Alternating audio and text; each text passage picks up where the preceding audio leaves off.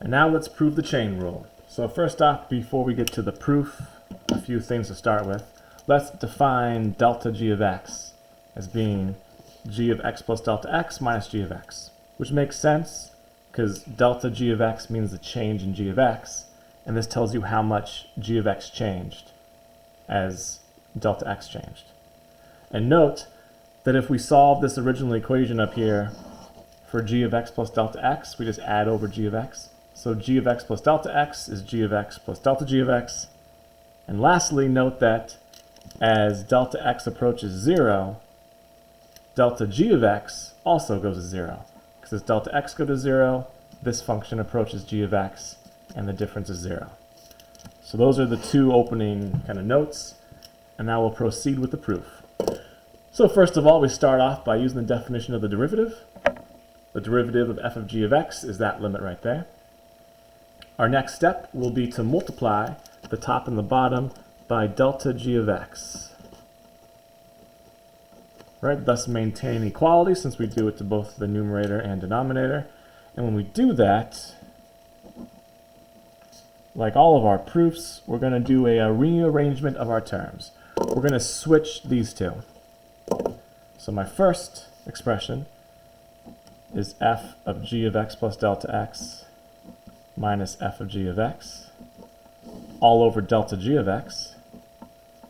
And the second one is delta g of x over delta x. Right, so I didn't change equality because I just have the same factor on top and bottom, and I just kind of switched the denominators. Next, I'm going to do two things here, maybe even three. First off, delta x going to 0 means that delta g of x goes to 0. So I'm going to replace this one with delta g of x. And this, g of x plus delta x, equals g of x plus delta g of x.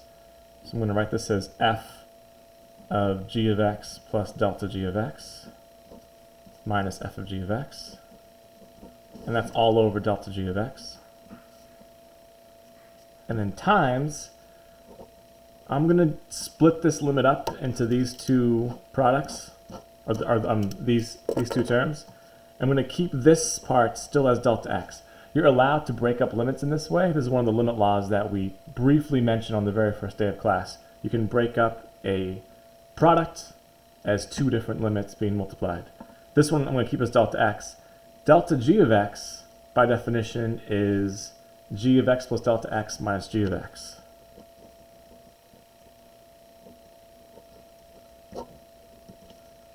And you can actually see that we kind of just did it. This thing is done. This is the easier part to see. That's just g prime. This is harder to see, but this is the definition of f prime, but instead of x we have g's.